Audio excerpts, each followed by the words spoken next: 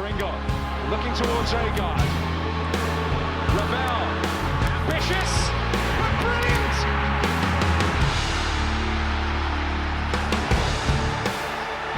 I don't believe it! I swear I do not believe it!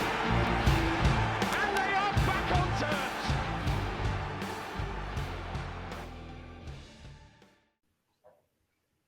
Hello and welcome again to New York Talk, the Rotherham United podcast. We have two games again to talk about, as we always feel like two games to talk about. Tuesday night win, first away win of the season, away at Morecambe on Tuesday night. And then we are going to look ahead to the first South Yorkshire derby of the season for us as Sheffield Wednesday come to town for the early kickoff on Saturday afternoon. We have the same people with us. We have Michael with us. Hello, Michael. Hello, good evening, good afternoon, morning, all that. Is this a new thing, this? It could be, couldn't it? It could be like a catchphrase. Okay. Ben's with us with his highlights in his hair. They look beautiful, mate. Thank you. And Danny's back from us. Have you finally recovered from Morecambe, mate? No, not entirely. I'm still recovering from that 1 o'clock arrival back home time. Oh dear. So yeah, we've got plenty to cover tonight. So let's get a move on. Like I said, first thing to talk about: 1-0 away win at Morecambe. A tough night, a really hard fought victory. Danny, me, Ben, and watched it on iFollow. You were there at the night. What was your overall view of the overall performance? I think the first half it were quite even, to be honest. Like you can tell we were just trying to work each other out because we've probably sussed out how each other were going to set up, and then on the pitch we're thinking, right, how do we get past them? And you can look at the stats on virtually everywhere now that say Morecambe didn't manage a shot on target, which I think doesn't do them justice because they were quite a threatening team, especially on the counter attack. But they just couldn't really forge a chance that was on target. They had some good chances going forward, some good runs going forward, but it just didn't bear fruit for him, really. But with us, like I say, quite even first half. But in the second half, we sort of found our next gear. I don't know what Warren said to him in the dressing room or if he gave him a boot up the arse, I'm not sure. But we seemed a lot better second half. And then after only 15 minutes, we scored. And it was an absolute worldie. So can't complain at that, can you? No, absolutely not. I think it's summed up first half very well there, Mick. For me, I thought we were started slightly better. They came into it, and then we ended slightly better. So it was the epitome of a very, very even first half, and much credit to Morecambe for that, to be fair. Yeah, absolutely. I mean, Morecambe, there's no doubt about it, are going to upset a few people this season. There's absolutely no doubt about it. They've got quite a bit of quality, more than I anticipated, to be honest. Bearing in mind the situation that they found themselves in, coming up from League Two with basically no players.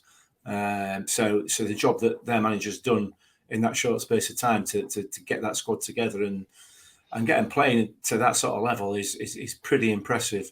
So as the season goes on and they get, they bed in a little bit more together, I think they're going to cause a lot of upsets this season.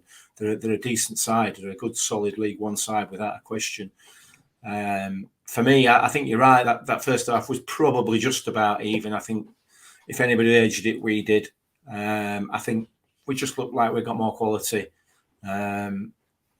overall. But yeah, it was. What's the word I'm looking for? It wasn't worrying. We weren't really in any real danger, but you always felt that it could come. You know what I mean? If that makes sense. Yeah. Yeah, I don't know what you mean, to be fair, yeah. There were a couple of first starts. Ollie Rathbone made his first start. Shane Ferguson made his first start. Reg made his first start as well, is what we're going to call him. But yeah, Romani Edmonds-Green. Oh, right. It's just a bit easier, isn't it? Yeah. In written form and spoken form, it's just easier, isn't it?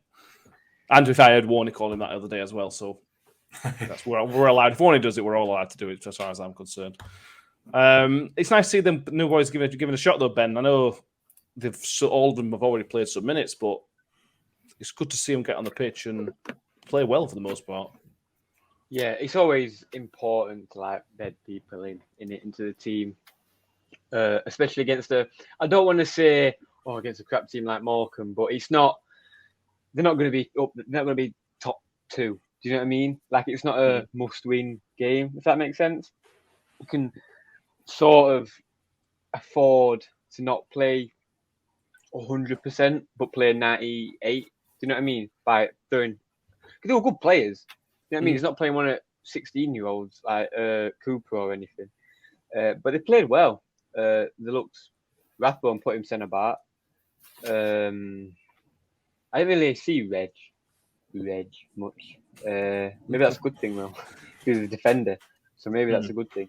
But he looks promising. We've got a good team this year. I think we've got a good chance this year.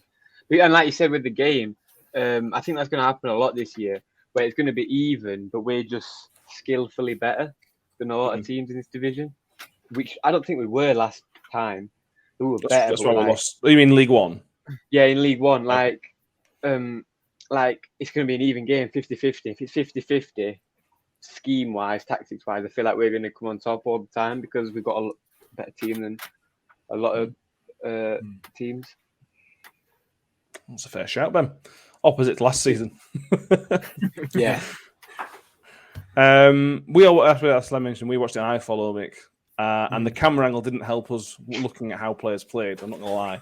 Oh mate, I felt sick. Cameraman. I felt really sick. I mean, yeah. If anybody were having a drink at home, you know, if you know you get halfway through the second half and they're into the 56th pint, they'd need a bucket beside a chair because it was just. It were horrible. I mean, it were okay when they were playing short passes, but every time there were a long ball, upfield, a goal kick or whatever, my life, it were like, it were awful. It just needed to zoom out a bit, didn't it? It did, yeah. It were really bad. I don't think the cameraman had the ability to zoom out and move it at the same time. You know what I mean? You never know. His bottom might have been a bit sticky. Potentially. Who knows? Who knows? Yes. Let's talk about some good performances. Let's start with the goal because there's plenty else to talk about, but we can't.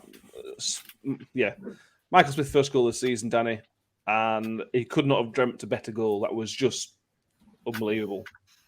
Yeah, Michael Smith's first goal and Rotherham's goal of the season. So far. We'll see what happens later in the season, but so far that's winning goal of the season. I mean, from where we were in the stand, we couldn't really see how much skill was involved in it because we just thought, Smith's crossed it, and it's gone in. But if you watch it back on the highlights, it does like a little 1-2 to go past 2 defenders, which is something we don't really see of Smith much. He's never really been one of those players to keep the ball close to his feet. He's sort of like hit it past someone and gone onto it, like the goal he scored against. Christ, who was it? It was a bit ago where he knocks it past someone and then runs onto it and powers it into the top corner. But with this one, it showed how much his ability on the ball is progressed, especially with us at least. And so thank you to Berry for giving us for about 60 grand or whatever it was. Yeah, notes. But now top tier goal. I don't know how he's pulled that out of his locker, and it's Rotherham's third worldie out of 4 goals this season because you've had Wiles' top corner screamer, sadly his rifle of a free kick against Accrington, and now this one. So I think Freddie needs to step his game up a little bit because if he's only scoring tap-ins, he's not keeping up, is he? Everyone's scoring worldies. Yeah. We talk about Smith a lot, Mick, and I'm sort of running out of things to say about it. I cannot speak highly enough of him. If you look back, and that's at this stage of his career where you start comparing him to all other players rather than in the past, top level players that have like they've had in the past, because he does almost everything that you need a striker to. His hold up play is unbelievable. His flick-ons, he now wins more flick-ons than he used to. His flick-ons are much better. He can score worldies. He can score anything box. He can score tap-ins, although that's not his forte. He just does almost everything you want to do for a striker, other than being probably a little bit quicker. Yeah, absolutely. What? Just going back to that goal just for a second, we talked about it at the time. It got so much dip on it, a bit like Freddie's goal against was it Bournemouth or Watford. But there's an angle I've seen it from from directly behind it, and the curl on it is ridiculous, as well as the dip. You know, it's just it really is unstoppable. Yeah, I mean, Michael Smith is, for me, the answer to all these people who are saying, "Oh, so and so's crap. He's not good enough for us. He's not good enough for us." Because what he's done is come to our club as we talked about it at the time when he first came. They were getting slated and slated. Why are we buying a player off at bench at bottom of second division Bury? You know, what's the point of that? But he's improved season on season, month on month. He's worked hard and he's improved and he's got better and he's got better and he's got better.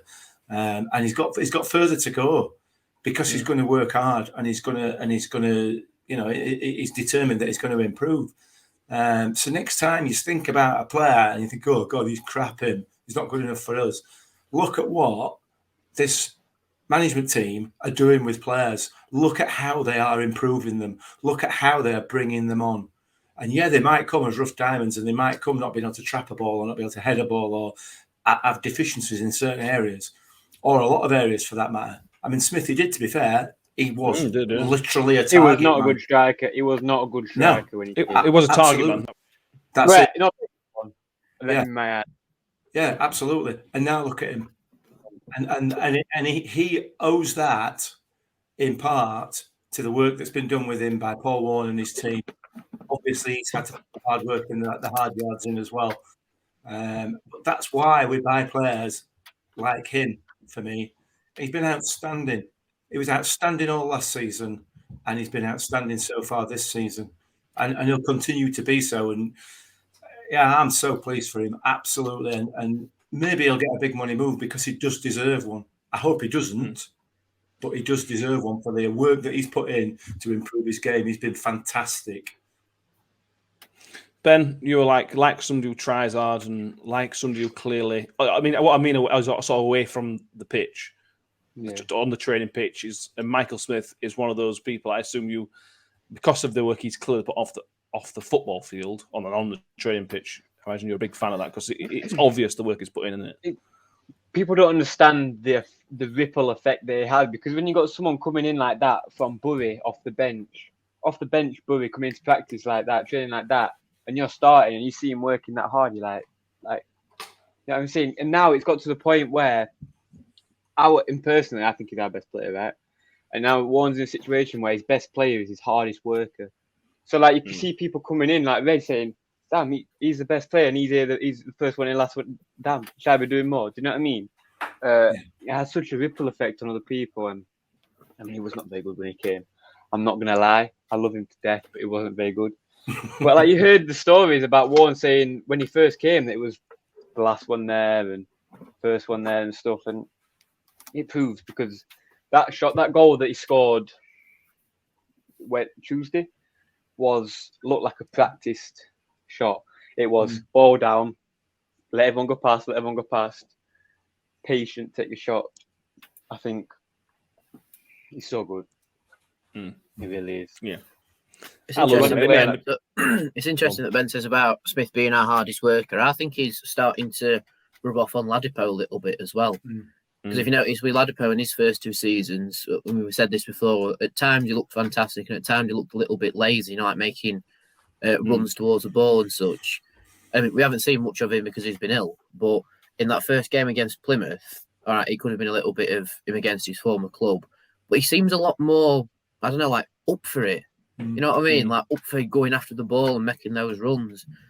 And like Ben said, it must just be the ripple effect of he's not pushed Smith out of his starting berth, so he must put in more effort on the pitch to like try and push him out and get more starts for himself. And it'll be interesting to see if he does that against Sheffield Wednesday on Saturday, because apparently he will be involved at some point. Why didn't he play? Tonsillitis. But he's trained. What day are we on? We're recording on Thursday. He has trained on Thursday, and Warren said in his pre-match that he's trained all right, and the after effects after training don't seem too significant at the time of his press conference. Is tonsillitis bad? It's the antibiotics, isn't it? You have to take a course of antibiotics as well, which can have side effects. Yeah, I think there's been some allergic reaction to some antibiotics that he's had, according to Paul Davis. So I've read that somewhere. I don't know whether it's Paul or somewhere else, but so I suspect that's probably half the problem. Yeah, that's true. A couple more mentions for players. Mick, me and you, I wouldn't say we're overly critical, but we didn't think that Ben Wiles had an amazing game on Tuesday. What I will also, before I go into that, was his 100th league appearance, Ben Wiles, on Tuesday, which is another good milestone for him to tick over. But we've been made to eat our words, because looking back on the cold light of day and looking back at the stats that somebody put out, he didn't really do much wrong. For me, it looked like he gave the ball away quite a lot. But it must have just once or twice, because he didn't give the ball away. The thing is, I mean, from my point of view, I've got a massive piece of humble pie to eat, to be honest. When the man of the match poll came out from the club and Ben Wiles was on there, I tweeted the fact that I can't believe that Ben Wiles is on here over and above somebody like Gio. I prefix that with, I'm a massive Ben Wiles fan. As you know, I think he's a fantastic player and a really vital player for Rotherham United. But I like you just said there, it just didn't feel like he'd had a particularly good game. But his stats from that game are immense. They're absolutely fantastic. And I guess probably one of the reasons why we see him give the ball away is because he's involved so much. That he's going to make a mistake. He's going to make a couple of mistakes here and there. I take back my my questions to why we're on that list. Now I know why he was on that list, justifiably so. So yeah, Ben, if you're listening or watching, mate, I apologise. I will never ask that question again. But no, seriously, I mean, yeah, he is massively important to us, I think. I know he has his critics, but I think if you watch him closely, you'll see what an important player he is for us. I'd like to see him play a bit further forward. And that's not down to him. That's obviously down to the system that they're playing. I'd like to see him play closer to the strikers, because I think he's got a goal in him. I think he can sort of feel like that Crooks role a little bit in terms of backing the strikers up and getting goals in. I think we play him a bit too deep. But Warney sees him in training more than we do. We just see bits and bobs about it. I'd like to see him a bit further forward. Listen, be under no illusions, he's a better footballer than Matt Crooks. Probably, yeah. There's no doubt about that. There is no doubt about that. Depends what the criteria is. Well, technically. Technically. Well, I mean, if you want him to go and score a goal, Crooks is better. But if you want him to think more about, Wiles is better. It's what your position is doing. One thing I would say is that people don't know what role Warren wants him to play. So yeah, exactly. We don't know if he's had a good game or not. Yeah. Because if his role was to go there and get a goal, and go really forward, then it wasn't a very good game. But if his role was to think more about it, then it was a good game. So sometimes it is hard, but from the naked eye with no real information, he's all right. Right, he did all right. I really like him. I think he's got such a good potential, such a big, bright potential, high potential. Thank you. Yeah, you're welcome. I want to see what Wiles is like in a midfield with Rathbone and Barlaser, because we've only seen him with Lindsay and Rathbone now. And I think Wiles and Rathbone are quite... They're not similar, because Rathbone's definitely a more technical player, but in terms of having that attacking intent, I'd say it's them two. And with Lindsay's, you're more rooted midfielder, if that makes sense. And it'd be interesting because Barlaser likes to sit in that little pocket in midfield. So it'd be interesting if you had Rathbone and Wiles, and then Barlaser ever so slightly further back than the two of them, and then with your wing backs. Well, I want to see how that system works, because when we went to a straight five in midfield, I thought we lacked a little bit of what's the word? We lacked a little bit of composure on the ball when we went to a five in midfield instead of your three and your wing backs. So I don't know if one's going to do that against Wednesday or what, but I said it on the coach coming back whilst we were all still recovering. Let's see what happens when we've got Rathbone, Wiles and Barlays and see how we do. Yeah, it's interesting, very interesting. You've segued beautifully there as well. So let's talk about Rathbone with his first start of the season. He won man of the match. He was man of the match. You just look at his tackle for the goal, Danny, which sounds ridiculous, but his tackle to set up Smithy. It's just exactly what you want from a midfielder. He's got the willingness to go win that ball, but then the technical ability and the tactical knowledge to then execute a really, really good build up to a goal as well. It's just perfect for a midfielder, that. Yeah, his tackle was inch perfect. I mean, we all had grievances about that referee yesterday and some of the challenges he gave and didn't give. But when you watch it back, it looks like one of them challenges where it's like, oh, you've seen him given, but then if you slow it down, it's like, no, he's timed it inch perfectly. And to have the knowledge to do that and then to have the composure to carry the ball forward and then he doesn't even ping a really good pass. He just lays it off to Smith and goes, go on then, off you go. You carry it forward. So he's going to be a really big asset this season. And he's slotted into our team really, really well. And we are starting to develop a midfield dilemma like Sheffield Wednesday have this season, which is always interesting to watch and provides headaches for one, which I dread to think about. Better problems to have than the other way around, though, isn't it? Yeah, very true. Absolutely. Yeah, it is. Ben, it's important to gradually get these players into the team, and that's why he's not starting the first 2 games. But when you start a game like that and play like that, there's every chance that he could stay in the team if he continues the same performance levels, that he could stay in for a long haul.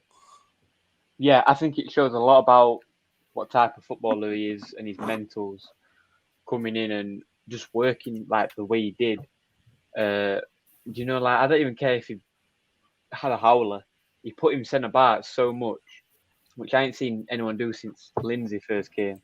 You know what I mean? Just put him centre back, and he had the ability to back it up Tuesday. But if you can keep it going, if it's one game, you know what I mean, one game wonder, then there's no point. But I don't care on Saturday if he plays, right? He scores 3 on goals, but he's the hardest worker on the field. Why does it matter?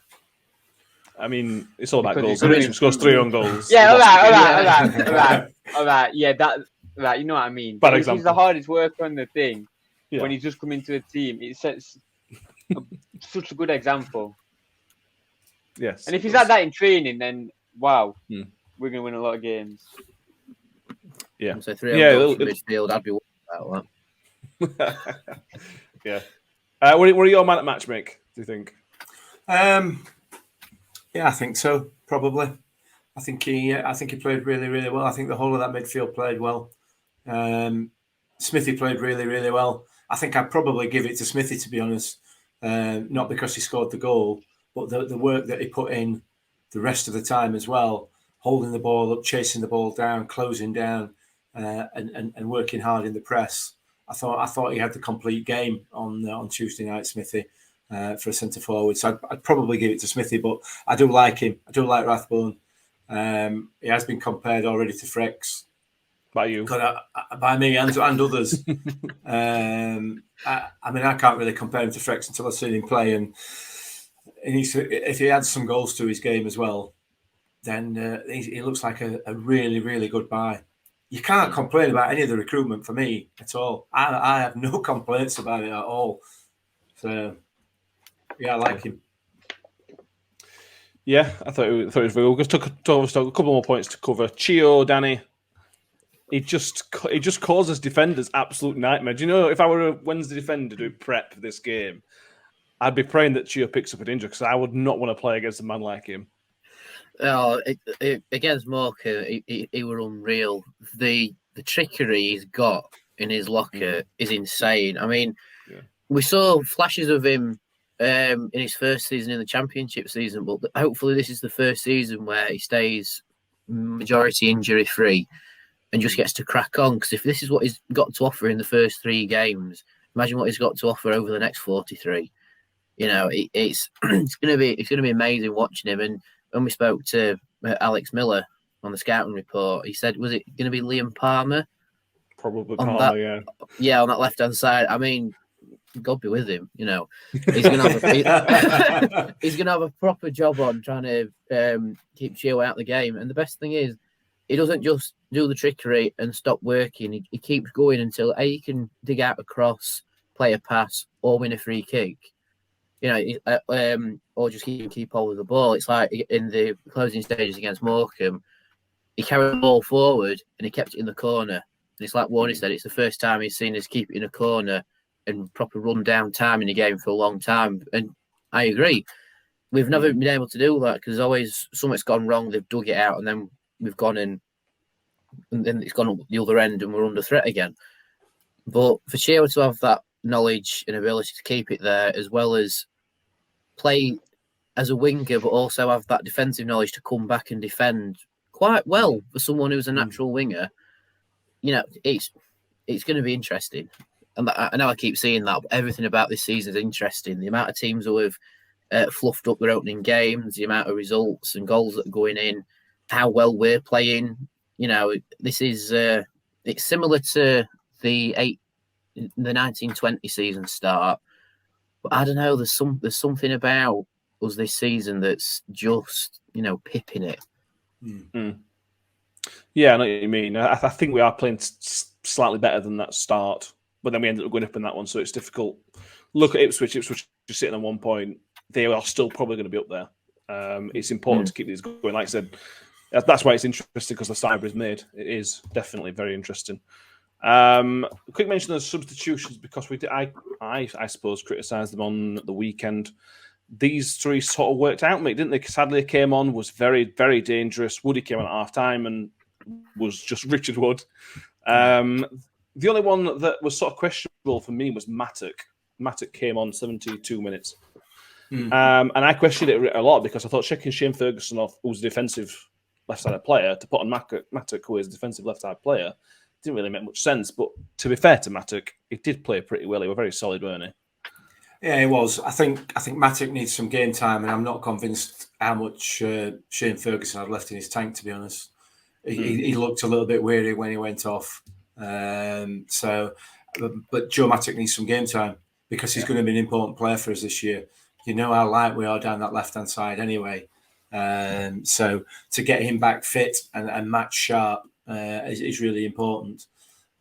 So, yeah, you could argue that maybe he shouldn't be doing it, but he's got to get some match sharpness at some stage, you know. So fair point. I don't think it was a massive risk putting him on, would it, really?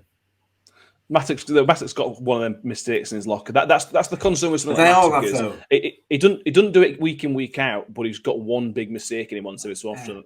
And when you're 1-0 up, it's just that little voice at the back of your mind. Yeah. Saying that, we've got to give a bit of credit because he's reached a landmark appearance. That's 200 appearances Joe Mattock's now made for Rotherham United. So he's been a great servant for clubs. A lot of appearances for one club. Yeah, it's a milestone, that, isn't it? Yeah, big time. And hopefully there's plenty more to come this season. Like I say, I agree. I think he's going to have a big part to play in that one. I think I've covered everything. Anything else anyone wants to mention? Ben, do you want your talk on the last 10 minutes? The game management, actually, I don't know whether you like it or not, was from us was, Danny mentioned it, I can't remember us managing the game better than that. Not time wasting, just managing the ball and managing the game out. I think it's time wasting, game management. How is it time wasting? The ball was in play. Yeah, time wasting was what they're keeping in the first half. Running the clock. I like it. I don't like the going down and winning free kicks from it because that makes it impossible to stop by cheating. So I don't like the going down, but I like winning. So you know what I mean? Yeah. To be fair, I don't think there were much diving, were there? It was they hacked Gio down, didn't they? Yeah. To be as a footballer, right? I'm not a footballer, but surely someone, right, goes behind the corner flag and just stands there because someone has to come and get you. Yeah. And then someone, I mean? Like, just be smart about it. Don't go down 2 foot of someone. Which a lot of people do. Just go around, be smart. Yeah. But whatever. I'll tell my mate who manages a team that. I'm saying, here, if you're running clock down, if the other team's running the clock down, go and stand behind corner flag just in case. But make sure you pick the right one. You know, if you pick wrong one, you're screwed. Yeah, it's a really good point. 6 points on the board. Sorry. Too early to look at the table. 6 points after 3 games, you're going to be the high end of the table. It is pointless looking exactly where at the moment. Lot of positive to take out from that game. I know it's only a 1-0 win, but we talked about this before the game. Playing Morecambe, a team like Morecambe, 3 games in is the worst time you can play them. Absolutely the worst time you can play them. And they show why. They mentioned that Stockton up front, it causes a lot of problems. If he was a bit more clinical, then we would have been in trouble because he had a couple of shots which were rubbish shots. But if he was more clinical, they would have caused us more threats. So keep interesting to see where they finish this season. I hope they stay up from a neutral point of view, because I think it's good stuff. Like Accrington and stuff like that in it. So, anything else you three want to mention on the Morecambe game? Any final thoughts or points? Other than their goalkeeper getting a yellow card for time wasting in the first half, that was quite funny. That was very funny. Yeah, yes. We talked in the last episode about referees making a rod for their own back, didn't we? And he didn't even speak to him. He needed to talk to him about it if he felt it was time wasting before he books him 20 minutes in. I mean, that's just a bit. It puts you in a difficult position as a referee, doesn't it? For another 70 minutes. But anyway, it does, but it stops time wasting, doesn't it? Well, if it didn't time waste anymore. Yeah, absolutely. Until Victor started time wasting, and he didn't exactly. Victor. Yeah, which is precisely my point. Yeah. But anyway, one of the great pictures from this season may well be Victor Johansson at the end of that game. Just cheering in front of the fans, picking his own players up. We're just beautiful. It's just one of the reasons we love that guy. It's the way he reacted at the end. Were fantastic. So more of that, please, Victor. And more of that on Saturday, if you can. That'd be. That's why he's a fan favourite, isn't it? He's just so invested in us. It's fantastic to see, and to see the referee blow the full time whistle, and he immediately turns around with the ball in his hand and he's cheering to away fans. It just puts something in you. It's like he's our guy. He's our guy. He's so invested. It's brilliant to see. Yeah, absolutely. It is. So now we're going to look ahead. Saturday afternoon, South Yorkshire Derby. There's quite a lot to unpack from this. So we're going to go through it. I'll start with some stats on just in general South Yorkshire derbies. We talked about this with Alex Miller on the scouting report. There's quite often a late goal at New York. And I've gone back and looked at some South Yorkshire derbies, and since 2015, there have been 10 goals beyond the 85th minute in South Yorkshire derbies. And that includes the Donny game, the Sheffield United games, and everything like that. There are so many goals late on in the game in South Yorkshire derbies. It's just one of them things, mate. We talk about this before the game; it don't really mean anything, but then it happens again. Somebody else will score a late goal. It's just something about these games. I don't know, it's the fans or what. It causes these dramatic things to happen in these games a lot. Well, there's at least 2 goals being scored after 100 minutes, isn't there? Yeah, the Donny game, and then when Darren England played next goal winner against Wednesday when we played them at our place. But it's local derbies, isn't it? It is what it is, and to be fair, every time we go down to Swillsborough, we seem to be getting that late goal. Every time they come to us, they seem to be getting the late goal. Hopefully, Warney and company will be working on that, I'm sure, for the weekend. So. But yeah, it adds a bit of spice to it, doesn't it? As if it needs any more. Yeah, it's crazy. It's just stress, not spice, but it's always stressing. They are more stressed than what. It almost feels like they're more stressed than they were. Yeah, but then you end up with a moment like Freddie's, and then you think, you know what, that stress was absolutely worth it. It's worth every second, and I'd do it all over again just for another moment like that. It feels that's how I think that's a really good way of putting it from my point of view. And I've said it before. I can't stand local derbies, and that's why, because it is more stress than it's worth for me. I just find it so stressful. I really, really do. But it's not worth, because when you win, it's unreal. Yeah, I know, but I know it is. But I guess I'm just a born pessimist. I guess that's what it is. I just feel like we're going to lose, and then that's not acceptable in a local derby. I can't. It's not acceptable. What game is that acceptable? Well, it's not. It's just even less acceptable in a local derby. I mean, it's not acceptable at any point, but in a local derby, it's just absolutely not acceptable, if that's possible. Ben, your thoughts, mate, on just the not necessarily the Sheffield Wednesday game, but South Yorkshire derbies in general are special but stressful occasions for me. I love it. I love every minute of it. I love the atmosphere. I love the game. I love losing. I love the winning. I love everything about it because the winning won't feel so good without the losing, and the losing won't feel so bad without the winning. Yeah. You know what I mean? That Freddie goal won't feel so good if Newell hadn't done us over 4 times in the last minute. Yeah. You know what I mean? So I love everything about it. I mean, it's why you watch sport for moments like that. So I love everything about it. You lose, you get on with it. You go and win next one. Fair comment. It's a fair comment. Can't argue with that. Even though we can't control any of it. Well, you said that. You said that we can control some of it, can't we? You know. It's hard. So I guess we can. Yeah. It's really important that we get behind the team, particularly on days like this, no matter what's happening. We can have some influence over it. Oh, massive influence over it. I feel like because if you're 1-1 and you're 2-0 down, we score 1 and there's no energy in the crowd. There's no momentum. But if we have a chance, we're 2-0 down and we have a minute good of play, crowd gets going. Subconsciously it goes in their minds, it goes in our minds, it goes in everyone's. Yeah, absolutely. I mean, you look at that Donny game from how many years ago. As soon as it got to injury time, as soon as that goal went in, it was almost inevitable that second goal we're going to win because of how injury time they were. Yeah, absolutely right. Danny, we missed 2 games last year because of COVID. The 2 South Yorkshire derbies. Let's talk about New York because that's where we are Saturday. That 3-0 win last season. If we could replicate something like that on Saturday, that was so special because it was such a good performance.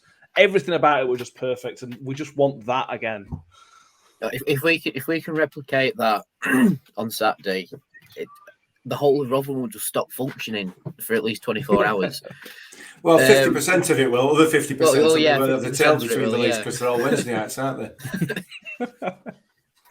Well, if we have a performance like the 3-0 win, it'll be brilliant because you know it was the birth of the new pig killer that was Jamie Lindsay. And I don't know. I don't think the scoreline will be that high on Saturday. But if we can just like grind out a performance of similar caliber, not scoreline, but like similar caliber and ability, I'd be happy with that. Because when we beat them 3-0 last time, I had a lecture at university the next day, and my lecturer is a Sheff Wednesday fan who had reported on Sheff Wednesday for the Star and ITV Calendar and all sorts. And so I walk in a Rotherham shirt, just like, yes, go on then. Teach me things about writing match reports whilst I'm sat in with Rotherham's shirt all smug, you know. So if we can get bragging rights against Saturday, it'd be brilliant. Even if it's a draw, because then it's a thing of all right, the fans have in, and we haven't. Neither of us have fluffed it, if you like. But you know, if we can get a 3-0 result again over at Moon, you won't see me until Tuesday. You know that it'll be that sort of day, won't it? Yeah, it will. Let's hope for that. Let's talk about us first. Let's talk about them. Let's get them out of the way, and then we'll talk about what to expect from us. We talked about Alex Miller last. If you don't watch the scouting report, it is worth a watch. Interesting part, but they are tight at the back, mate. Darren Moore is unfortunately quite a good manager. 3 games in, he's gotten well organised. They haven't conceded a goal in all competitions, even in the League Cup. They've lost it. It was 0-0. It's on paper. This should not be a 4-3 game. It should be 1-0 type of game. 1-0 0-0 game. It doesn't look like there's much in it because, unfortunately, I've got a solid enough League One team. Well, they do, but who have they played so far? You know, they are, except they haven't conceded a goal. But I don't think they've played anybody of any stature, have they, at all in this league? They played Fleetwood. Who else? You know, they've not got the start. This is going to be their first game of any significance this season, i.e., against teams who were expected to be in the top half of the table, I think. I'm trying to think. Who have they played? They've played Fleetwood, Donny, and who else? Charlton. I know it was Huddersfield. Charlton for 0-0. Charlton. Charlton 0-0, not a single shot on target all game from either side. So, Yeah, listen, they've spent, you know. Chansiri's put his hand in his pocket and he's spending money, and he's buying players or bringing players in either on loan or frees or whatever, who certainly have some quality. But have they got as much quality as we've got in their side, in our side? You know, I would argue with the exception of Bannon, I don't think. I mean, I don't know the whole of the squad, I'll admit, but with the exception of Bannon, I don't think I'd touch any of their players. I wouldn't swap any of them out for ours. In fact, I probably wouldn't swap Bannon in there. I'd have him in squad on bench, but I don't think I'd swap him out. We can only concentrate on ourselves ultimately, can't we? But yeah, they've done all right. But they've got a test now. We'll have to wait and see, won't we? Yeah. On the subject of having any of their players, we have to talk about it because it's been the reports come out tonight from the Advertiser and the Sheffield Star of the Lewis Ring interview, and this has triggered quite a lot of fans on Twitter, on social media. I bet it has. I've not seen it, but I bet it has. We've got to talk about it. He in essence said that he didn't want to come back to Rotherham. The quote is that he enjoyed my time there. It served a purpose, but I didn't really want to go back. That sounds not great, Ben. I know, is it a different club? It's got to say things like that. It doesn't sound amazing for a player that everybody liked. He was a very popular player for the fans. It just doesn't sound great. Who for? From a Lewis Wing point of view, it doesn't. For Lewis Wing. Yeah. My understanding is that he couldn't hack the fitness regime. He did mention it was difficult. He can't handle it. It was difficult. My guess he's got an attitude problem. I said that from day one. He's going to go to Wednesday where it's not going to be competitive. It's not going to be fitness. He's going to be the best player or that. I think he's a best player kind of guy. I think he's got the superstar attitude of why should I be doing hill sprints? Why should I be doing jogs? I'm best player. Do you know what I mean? So I'm very happy he hasn't come back. He's a very good player. I respect his game a lot. He's a very good player, and he's probably going to do bits against us because he's a very good player. But I mean, if the players are having players like that on your team is all good and well. First games at season, doing its last game at season, and it's extra time and it's time to dig in. That's not who you want on your squad at all, because he won't have put the work in, I don't think. And when it comes to dogfight time, which it will because it's League One, I mean, I'm going to take every single one of our players with the manager we've got over anyone in this league. I mean, why would you want him wing on your team when it comes to the dogfight if he's not going to do a few jogs in the pre-season? Yeah, I think it's a fair point, potentially. Danny, how was it for you? 'Cause for me, you mentioned something about Victor, about him being invested in us, and that really struck me after what Wing said tonight. It really struck me that's why Victor is popular, and that's why I like Lewis Wing, because I felt like he was invested in us. Now, this all might be a bit of hot air and a bit of smoke blowing because he's at Sheffield Wednesday now, but that's why it's upset a few Rotherham fans. I don't know it shouldn't, but you can see why that's upset a few people, because he doesn't say he loves Rotherham United, and that's what we want him to say, isn't it? I'm glad you've said this, because I've just found a tweet that perfectly echoes that. Before I read it out, I agree. I mean, when Lewis Wing came, he did look invested in the cause and invested in keeping us up. But you would be if you're trying to stay in the Championship and prove you are a Championship player. But then you look at Victor, he's got no desire to prove he's a Championship player. He just wants to play for us. I don't know if that's because we're his first dabble at league football and not playing in less than under 23s. But you see it with a lot of the players in our club. Like Victor looks invested, Wood looks invested. I'd say Wiles was invested. Crooksy were here. Yeah, Crooksy was invested as well, and he got his big move, and fair play to him. And even Smith, I'd say Smith and even Freddie, the man who was the journeyman before coming to us, they all look invested in our squad, and they're all racking up numbers that make us their quote unquote top club. You know, we haven't mentioned it yet, and I'm sorry if I steal your thunder with this, but if Richard Wood starts, it's his 500th league appearance in his career, and he only needs to make 9 more appearances for us, and we're his top club. Most appearances and most goals. But this tweet from Ryan, it says, "Seems to me Wing has the 'I'm better than you' mentality, when in fact he still ended up in League One. His comments served a purpose. Grates on me as he was rotting in Middlesbrough's reserves. Can see why Warnock didn't fancy him. Hope Jody Pirlo cobbles him on Saturday." And he has got a point. He was in Middlesbrough's reserves. He wasn't making Championship football. He's now been superseded by Matt Crooks at Middlesbrough. And he's had to drop into League One to get regular game time. When with us, he was getting it in the Championship. And he says it's all about the promotion push. He don't want to be in like the relegation fight and such. But he's in a promotion side where he might not play every game because of Wednesday's midfield battle. And we didn't really touch on it with Alex Miller, but there must be some sort of underlying competitiveness between him and Bannon to be the starting midfielder.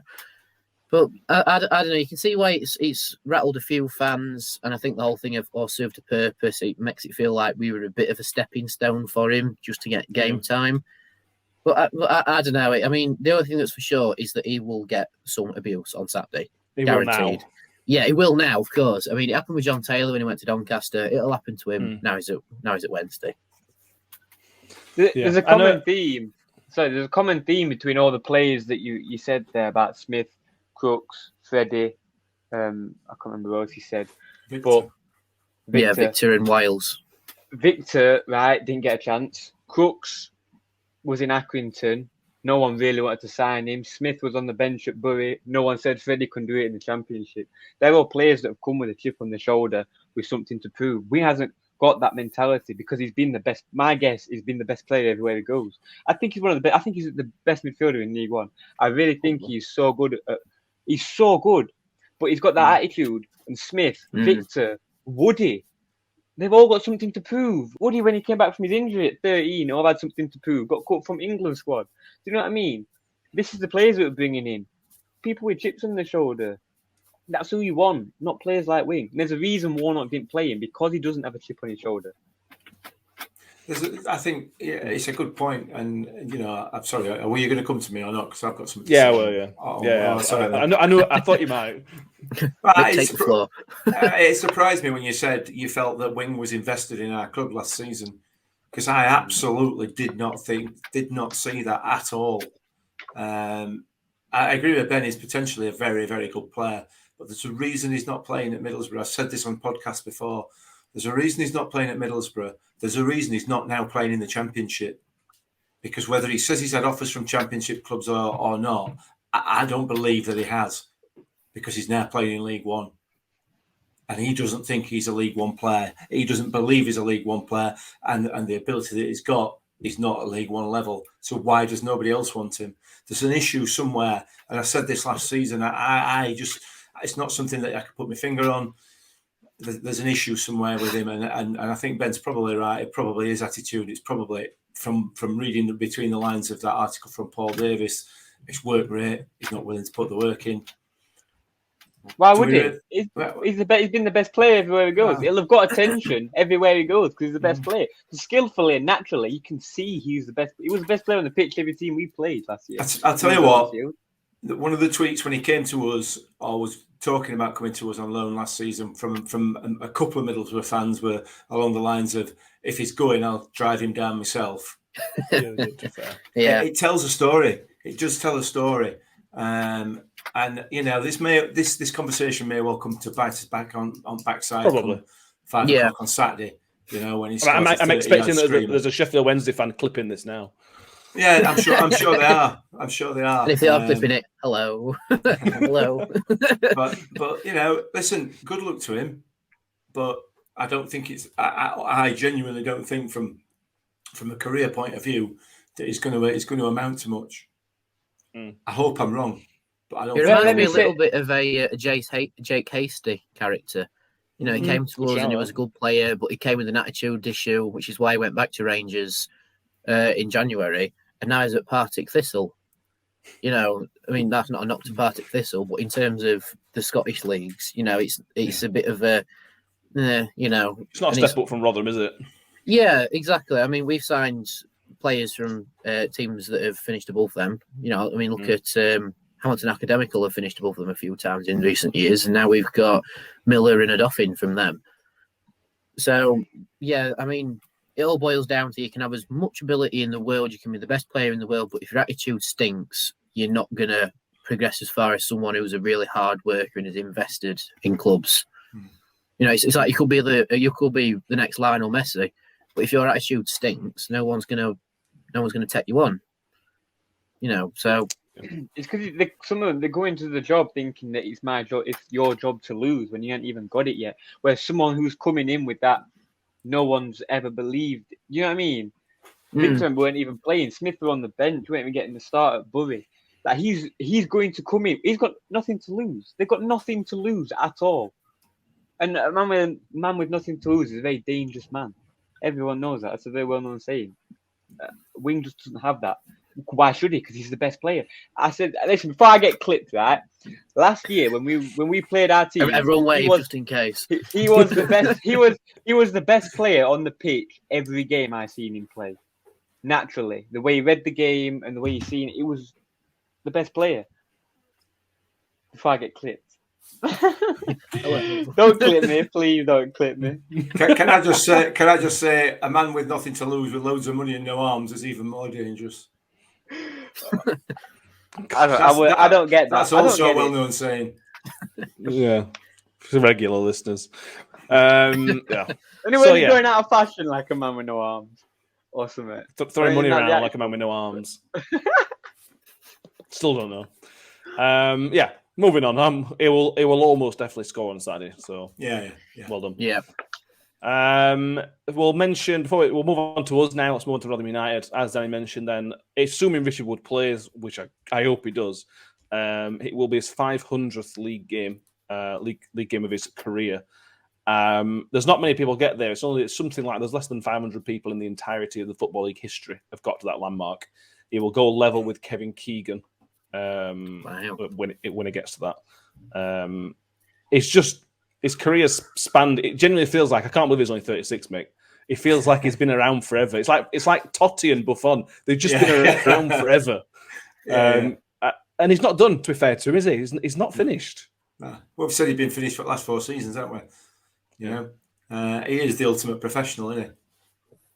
You know, it's just what a servant to football and to our club as well. You know, it's just immense. And as you quite rightly pointed out, he's just done a season in Championship and was one of the better defenders in the division, even at that age. He'll go on and on. He'll keep going, won't he? He'll be a Kevin Ellison in terms of age before he starts to think about retiring. Why would he? It goes back to chip on your shoulder. When he got injured, he's told the story. When he got injured, he got called for England squad, then got injured and got dropped. He's gonna have that on his mind. He'll still have that on his mind when he goes to bed and when he wakes up in the morning. I can bet my whole house on it. Yeah. Assuming you've got a house. Assuming I've got a house. I haven't got a house. He could bet his shelving unit on it. Yeah, exactly. The first game he played was in the 2002-2003 season, Danny. So he's been around since before the Championship existed. He's been around longer. He's been playing longer than I've been alive. Yeah. There's not much more you can say about it in the mixed cover. You just want a person with that character in your football team. He just ticks every box you want, every defender. Yeah, it's just your proper classic old school defender. You know, defenders these days are a lot better on the ball than someone like Woody is, but that's just as the game evolved. And sometimes it's just nice to have a defender who's just. It's like they keep calling him. It's just the wrecking ball in our defence, and it's good to have a wrecking ball type defender. And like you say, his first game was in the 02-03 season, which, with everything that's happened since, feels like eons ago. It's like you said, it was before the Championship was even a thing. You know, so when Woods first started his career at Sheffield Wednesday, what league were they in 02-03? Division was it 1. Second division. It was the Division season 1. they got relegated from Division 1 to Division 2. As that season started. Right, okay. And I've just got his Wikipedia up. I know I shouldn't be using that as a journalist, but anyway. So he had 7 years at Sheff Wednesday, and he's in his 7th year with us. And like I said earlier, he's only 9 appearances away from breaking his appearance record at Sheff Wednesday. So he's probably going to break it this season, which should make us his top club. And for someone who started his career at Sheff Wednesday and was in their youth setup, it's quite nice to see him making his swan song with Rotherham and then making us top of the pile. But to have a defender like Woody in your team, if anything, he's put his knowledge onto the younger defenders as well, like with Jake Hull. Jake Hull's a little bit of a wrecking ball type defender, same with Jake Cooper. And I think Inekwe and Edmonds Green have certainly picked up little bits from him already, especially Reggie, because he came in from Huddersfield. Again, they're quite an on-the-ball sort of team. They're managed by an ex-assistant at Pep Guardiola's. But he's coming in, he's like, you know what? Woody's more of a wrecking ball character. You need to be a bit harder in defence. Same with Icky. Icky went away to Accrington, sort of took that little bit of wrecking ball ability with him, and now he's our number 2 defender, if you like, and our number 2 captain as well. So to have a play with the amount of experience Wood's got, these defensive knowledge, it's just an asset everywhere that he plays, even if it's in the middle of the 3 or on the left or right of a back 4. He's just one of them players where his experience rubs off with everybody. And I guess given his career, Saturday's a pretty appropriate fixture to be making his 500th appearance, isn't it? It just, wouldn't it be just perfect in his 500th game to score against the club he grew up playing for? Yeah, it would. Isn't that just how football works? It's just it is. Yeah, we talked about a lot in the past. These things happen in football. Football has this symmetry about it, and it doesn't make any sense, but it does happen. So again, lump on Richard Wood to score in the 112th minute, I think, is what we're saying. I think what got from this. 100th minute, other end of the pitch, scores a wrecking ball type header, runs up the other end and jumps in with all Rotherham fans. That's my prediction. I like it. A quick ref watch before we put into our predictions. We're going to go long on this episode, and I thought we would because we've got a lot to cover, but we're going to go long. So, ref watch. Mark Edwards is the referee. It was his first game of the season. He is refereeing. There's been a couple of fourth officials so far this season. The last time, to fit in with the late goal theme, the last time he refed us was Shrewsbury away on Boxing Day. So, it's all pointing towards a really late goal on Saturday. Everything is just pointing towards it. Go on, Ben. Was that the one that I think I remember piling wood in my garden listening to the radio on that? No, that were the League One before that. Oh, that was Shrewsbury, though, weren't it? That was Shrewsbury. That when Dean Henderson dropped it at Richard Wood's foot. Oh, right. The Boxing Day one when Smith scored in the 96th minute. Yeah, and that was a season turning point, wasn't it? That game. It was. Yeah, that was a key game. That a great Boxing Day and all that. That was fantastic. I remember running around my nan and granddad's house who were all blades when we scored that. I were off round their house. That was so funny. Still, we leftover turkey on my fork. I were off round their house. It was brilliant. So if Mr. Edwards can give us another late goal like that, we would appreciate it. Yes, let's go through some lineup predictions and then score predictions. Then we'll probably finish unless we've got else to cover. Mick, how much would you change from the starting line? And bear in mind that Edmonds Green started on Tuesday night. How many changes are you going to make from the starting line? What's your starting line looking like? I don't know if I'm going to make many. I'd like to see Barlaser back in there. Maybe potentially give Lindsay a rest. I don't know. No, do you not want Lindsay for this game? Well, this is the thing, isn't it? Yeah, possibly because he's the type of player who's going to get in Barry Bannon's face and get him sent off, isn't he? So he'll just sit on him all game. He'll do the Will Volks. You know when Will Volks sat on Shelby all game. Yeah, absolutely. No, let's keep it as is. If Freddie is fit, I don't think Freddie will start.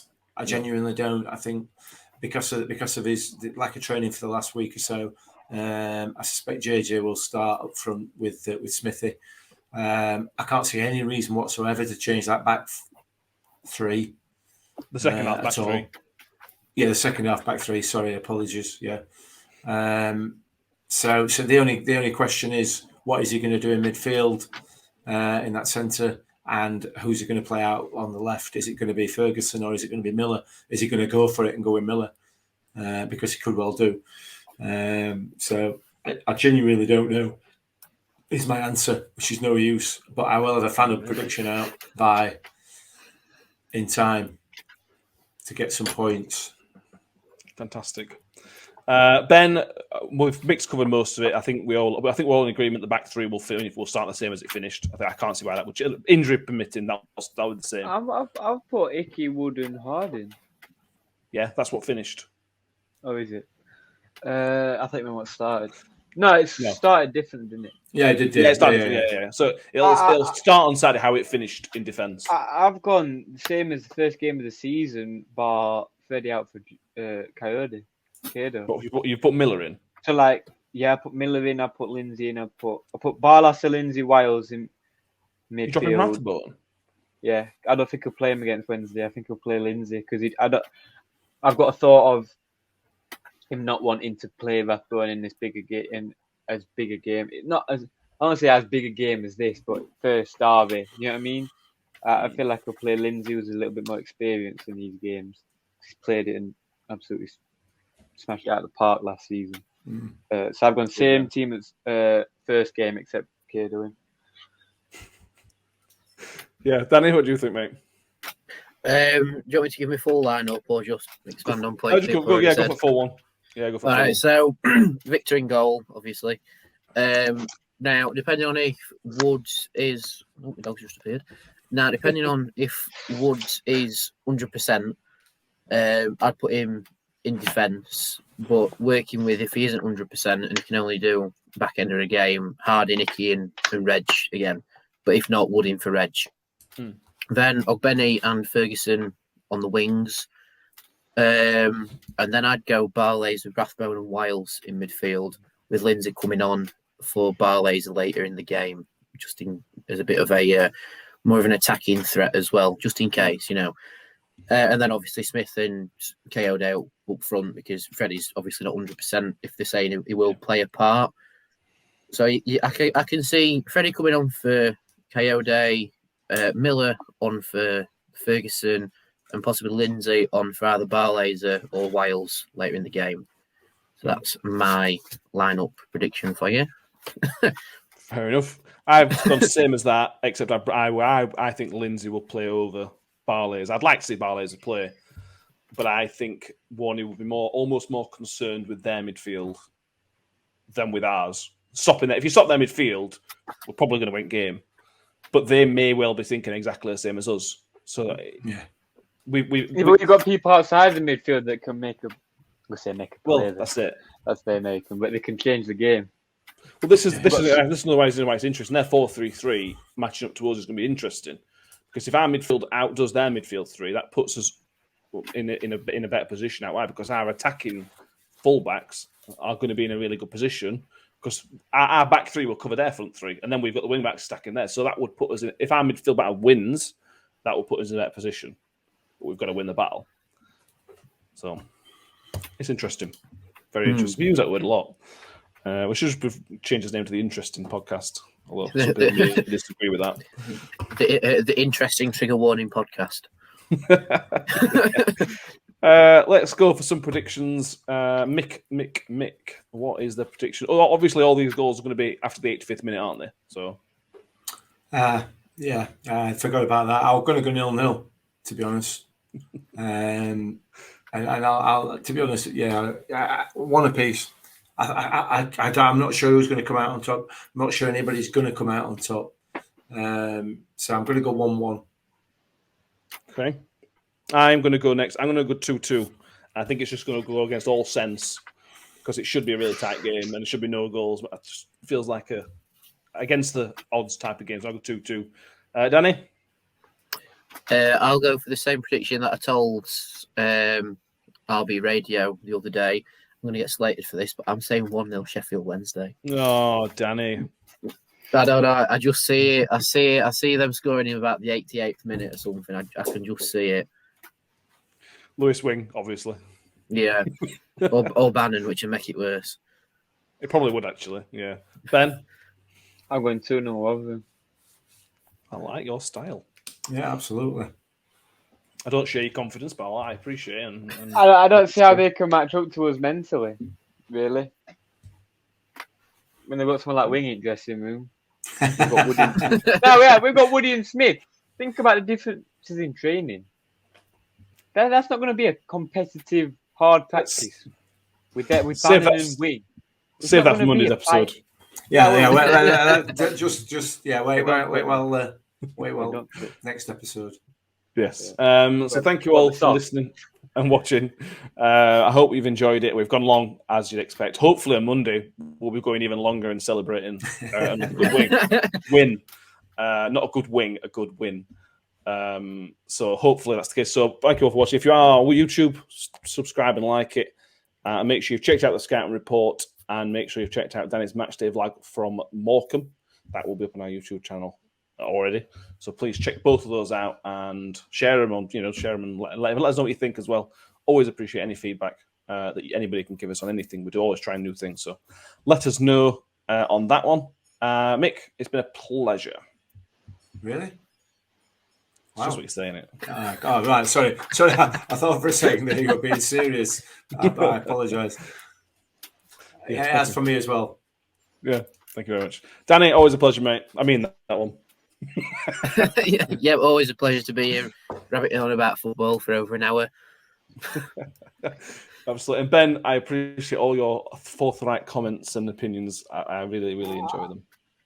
I don't know what forthright means, but you're welcome. Look it up. Google it. Very good time for this, Ben. Thank you all, and we'll see you all on Monday for what will hopefully a better win. Thank you. Pringle looking towards Agard.